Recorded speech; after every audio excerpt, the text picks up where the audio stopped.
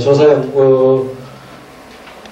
연구가 있었는데, 이러한 연구는 모두 유아 건강에 대한 실태에 초점을 맞추었는데, 이웃은 연구에서 모친의 신념이 구강 건강에 매우 깊은 영향을 미친다고 언급하였으며, 우리나라에서는 초등학생 어머니를 대상으로 한 조사는 일부 있었지만, 유아 교육시설 원활을 자녀로 둔 어머니에 대한 유아구강보건 사업에 대한 조사는 거의 없는 편이었습니다. 따라서 성남시의 유아구강보건 사업 개발에 필요한 기초 자료를 확보하고, 성남시 어린이집에 다니는 자녀를 둔 어머니의 유아구강보건에 대한 의식과 행태를 조사 분석함을 목적으로 하여 8개소의 어린이집을 확률 추출하였고, 원아 어머니의 구강보건 의식과 행태를 보육교사를 통한 설문조사법으로 조사 분석하였습니다.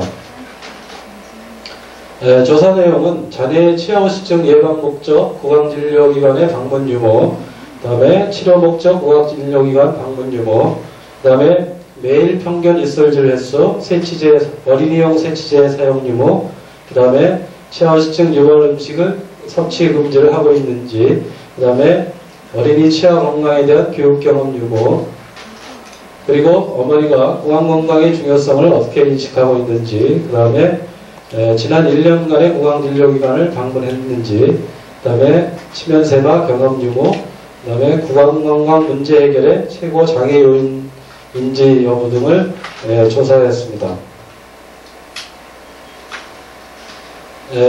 먼저 자녀의 치아 후식증 예방 목적 구강진료 방문 유무에 대한 응답률은 다음 표와 같습니다. 치아 후식증이 급격히 발생하기 시작하는 어린이집 원아의 경우 정기적으로 치과 병원을 방문하여 예방 처치를 받아야 하는 것이 매우 중요함에도 불구하고, 예방 목적으로 진료기관을 방문하였다는 어머니는 32.3%에 불과했습니다. 이러한 사실은 어머니를 대상으로 하는 치아 후식증 관리법에 대한 교육이 심각하게 필요함을 나타내고 있고, 또한 개인적으로 치아 후식증을 예방하도록 방치해서는 제대로 효과를 얻을 수 없기 때문에 가장 효율적인 예방 방법인 상수도 불사 사업 같은 것이 필요하다고 사료되고, 또 보건소의 구강보건실을 활용해서 어린이집 단위로 치아 혼매우기나 물소독포 등과 같은 치아 후식증 예방 조치를 강구해야 될 필요성이 있다고 검토되었습니다.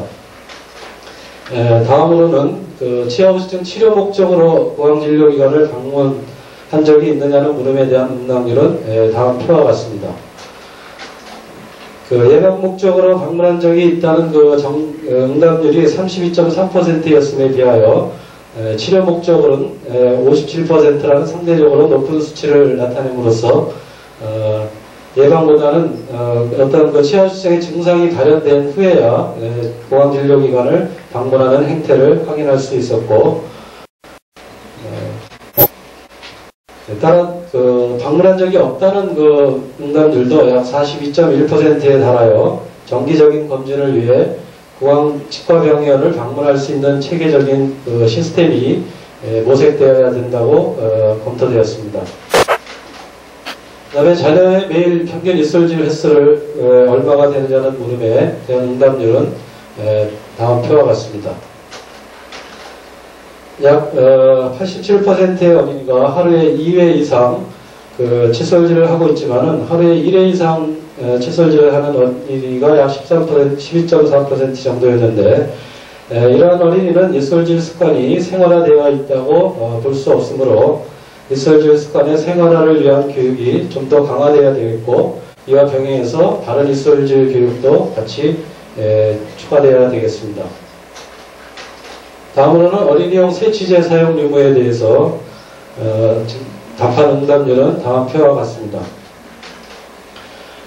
불소가 함유된 세치제로 입술질을 하면 약 10 내지 30%의 치아 치아 의식증 예방 효과가 있다고 알려져 있고, 또 모든 어린이 세치제에는 그 불소가 함유되어 있기 때문에 어린이용 세치제로 사용함으로써 치아 의식을 예방할 수 있음에도 불구하고 약 21.1%의 어머니가 이를 사용하지 않고 있기 때문에 이러한 그 어린이와 어머니에 대해 모두를 대상으로 어린이가 반드시 불소 함유 세치제를 사용하여야 되는 이유에 대하여 보다 충실한 교육을 해야 될 필요성이 검토되었습니다.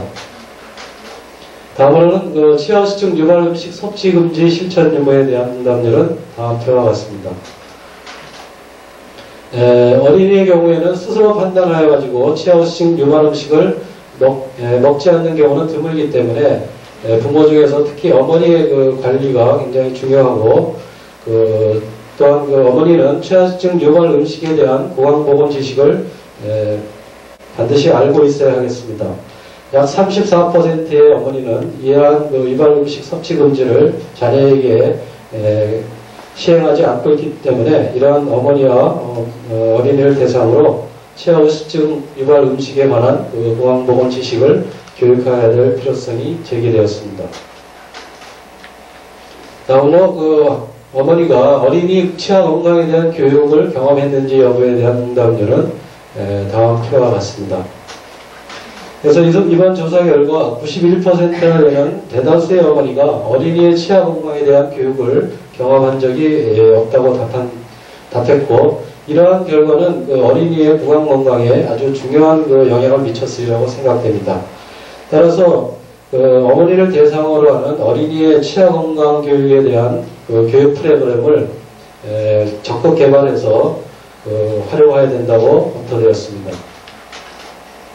그 다음에 어머니 자신이 느끼는 구강 건강의 중요성에 대한 인식 정도의 응답률은 다음 표와 같고, 약 91%의 어머니가 그 구강 건강이 매우 중요하다고 인식하고 있기 때문에 성남시는 시민들의 구강 건강을 지키기 위해서 다각적인 노력을 경주해야 될 필요가 있다고 사료되었습니다. 그 다음에 어머니 자신이 그 구강 건강상의 문제로 지난 1년간 구강진료기관을 방문했는지 여부에 대한 응답률은 다음 표와 같습니다. 전 항목의 물음에서 약 91%의 정도의 어머니가 구강 건강이 매우 중요하다고 인식함에도 불구하고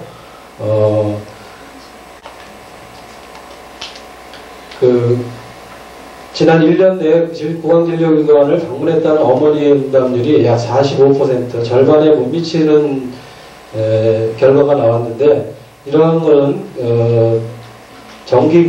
이러한 결과에 따라서 정기 구강검진의 중요성, 구강병 예방과 조기 발견, 조기 처치의 중요성을 적극적으로 교육해야 되겠고, 또한 구강진료기관을 방문하는 데 장애되는 요인에 대한 해결책이 제시되어야 될 것으로 사료됩니다.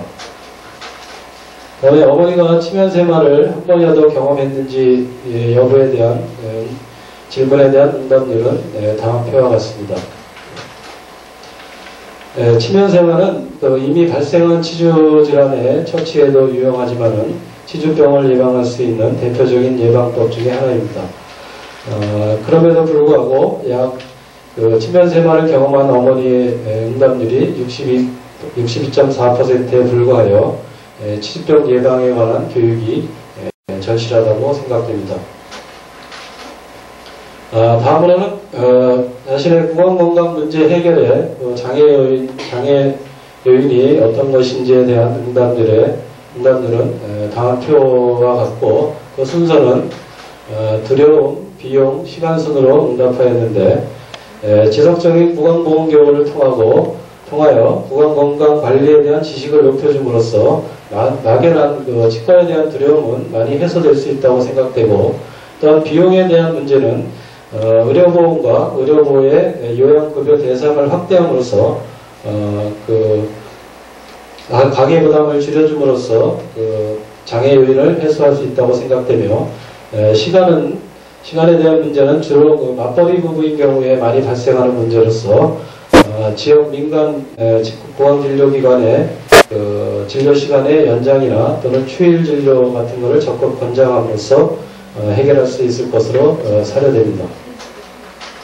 이와 같은 조사 결과를 검토한 결과 어머니의 유치의식증 예방과 관리에 대한 실천도가 매우 낮았고 거의 유아구강본에 대한 교육을 경험하지 못하여서 어머니들을 대상으로 유치의식증 예방과 관리의 중요성에 관한 체계적 교육이 필요하다고 사료되었습니다.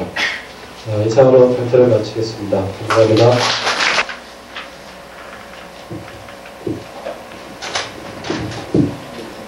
안녕하십니까.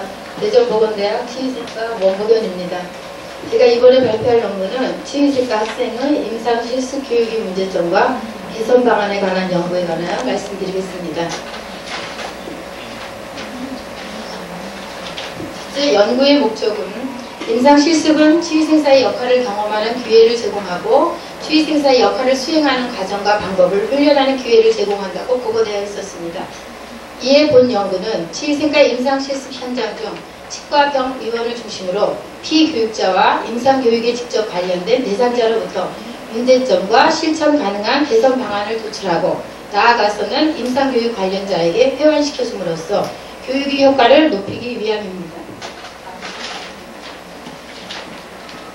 연구 대상 및 연구 방법을 보면 대상은 대전보건대학 치의생과 임상실습 현장 장소 53곳에 근무하는 치과의사와 치과위생사를 대상으로 하였습니다.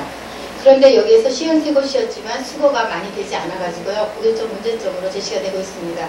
그래서 여기를 보면은 치과의사가 10명이 응답하였고요. 수치의생사와 평치의생사가 8명과 26명, 기타 3명으로 되어 있습니다. 방법은 설문지를 이용하였고 치과의사와 치의생사의 일반적인 사항을 보았으며 임상실습이 일반적인 사항과 임상실습 교육의 문제점이 무엇인가에 대한 인지요. 다음은 영역별 문제점의 개선 방안에 대한 인지를 보았습니다. 또한 학생과 치과위생사, 학교, 병원 관련 문제점에 대한 개선 방안 1순위가 무엇인가를 보았습니다. 자료 처리 및 분석 방법은 세스 프로그램을 이용하였고 카이스키아 분석을 하였습니다. 다음은 연구 성적을 보았습니다. 첫째, 조사 대상자의 일반적인 사항은 치과의사와 치의생사의 일반적인 사항으로서 직무 만족도와 연령에 관한 것을 보았으며 임상실습에 관한 사항, 임상실습 교육의 문제점에 대한 인지율이 무엇인가, 영역별 문제점의 개선 방안에 대한 인지율, 학생, 치의생사, 병원, 학교 관련 문제점에 대한 개선 방안 1순위를 보았습니다. 그리고 임상실습 시 학생의 인성 및 태도 만족도와 실습에 대한 기본적인 지식과 기술의 관련성이 있는가를 보았을 때 이것을 볼 때 카이스키아 분석을 하였습니다. 이 중에서 조사 항목이 많기 때문에 몇 개만 샘플링하였습니다. 다음은 치과의사, 치의생사의 일반적인 특성을 보면 치의생사가 많은 관계로 연령이 25 내지 29세가 51.1%이며 30 내지 34세가 13.3%, 24세 이하도 15.6%로 그 다음에 51세 이상도 2.1%로 나타냈습니다. 직위는 치과의사가 응답이 20.7%, 수평치의생사 이렇게 해서 나누어 보았을 때 수치의생사가 18.2%이며 평치의생사는 59.1%로 나타났습니다. 임상실습에 관한 일반적인 사항을 볼 때 평가는 누가 하는가를 보았습니다. 그래서 저희가 임상실습 평가자를 그냥 어떤 분이 하는지에 관해서 아직까지 조사된 데이터가 없었기 때문에 이번에 처음으로 보았을 때 치의생사가 평가를 한다가 53.3%이며 치과의사가 한다가 26.7%고 기타 20.2%가 나타나서 이거는 다 연구해야 될 과제로 봅니다. 무응답자는 빈도에서 뺐습니다. 학생의 기능 만족 여부를 볼 때 기능에 만족한다가 55.8% 나타났으며 그렇지 않다가 44.2%로 나타났습니다. 다음은 적당한 임상실습 기간에 관하여 보았습니다. 그래서 저희 학교 같은 경우에는 방학 동안에 1개월을 하는 걸로 보아서 이걸 한번 비교해 보았습니다.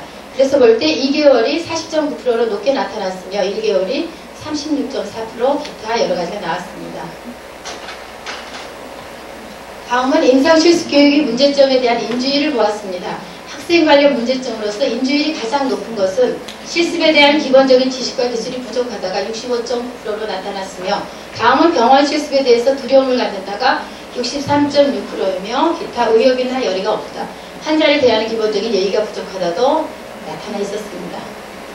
다음은 치의생사 관련 문제점을 볼 때 가장 인지도가 높은 것은 치과병 의원의 업무가 같아야 학생의